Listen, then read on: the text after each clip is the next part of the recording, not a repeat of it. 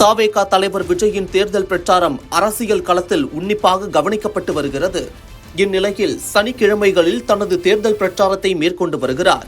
அந்த வகையில் கடந்த 13ஆம் தேதி தனது முதல் தேர்தல் பிரச்சாரத்தை திருச்சி மற்றும் அரியலூரில் தொடங்கி கடந்த 20ஆம் தேதி நாகை மற்றும் திருவாரூரில் மேற்கொண்டார்.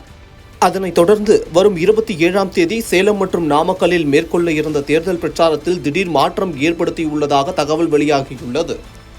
அதாவது வரும் 27ஆம் தேதி சேலம் மாவட்டத்திற்கு பதில் கரூர் மாவட்டத்தில் தங்களது பிரச்சாரம் மாற்றப்பட்டுள்ளதாகவும் தவேக சார்பில் கரூர் பேருந்து நிலையம், 80 அடி சாலை, வெங்கமேடு எம்ஜிஆர் சாலை, லைட் ஹவுஸ் பகுதி, வேலுசாமிபுரம், திருமாநிலையூர் புதிய பேருந்து நிலையம் ஆகிய இடங்களில் ஏதேனும் ஒரு இடத்திற்கு மாலை 4 மணி முதல் இரவு 10 மணி வரை மக்கள் சந்திப்புக்கு அனுமதி கோரியிருந்தனர்.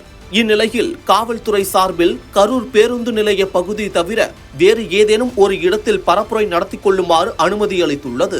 கரூர் மாவட்டத்தில் கடந்த சில நாட்களுக்கு முன்னாள் அமைச்சர் செந்தில் பாலாஜி ஏற்பாட்டில் திமுக சார்பில் நடத்தப்பட்ட கூட்டத்தில் கரூர் செந்தில் பாலாஜி கோட்டை என்றும் திமுகவின் கோட்டைகளில் ஒன்று எனவும் அக்கட்சியினர் கூறினர். திமுகவின் கோட்டை என்று சொல்லப்பட்ட திருவாரூர் மாவட்டத்தில் விஜய் தனது பலத்தை காண்பித்தும் திருவாரூர் தேரை 4 பக்கமும் கட்டை போட்டு நிறுத்தி வைத்துள்ளார்கள் எனவும் விஜய் திமுகவை சாடினார். ரொம்ப நாளா ஓடாம இருந்த இந்த திருவாரூர் தேரை ஓட்டுனது நான் தான், மாற தட்டி சொல்லிக்கிட்டது யாருன்னு உங்க எல்லாருக்குமே நல்லா தெரியும்.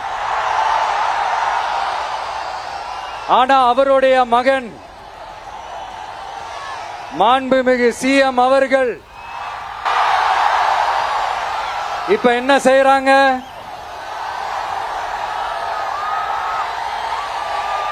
நல்லா ஓட வேண்டிய தமிழ்நாடு என்ற தேர 4 பக்கமும் கட்டைய போட்டு ஆடாம அசையாம அப்படியே நிப்பாட்டிட்டாரு.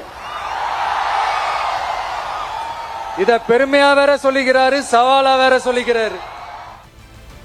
இந்நிலையில் திமுகவின் கோட்டை என்று சொல்லப்படும் கரூர் மாவட்டத்தை டார்கெட் செய்து இம்மாற்றத்தை விஜய் ஏற்படுத்தினார் என்று சொல்லப்படுகிறது.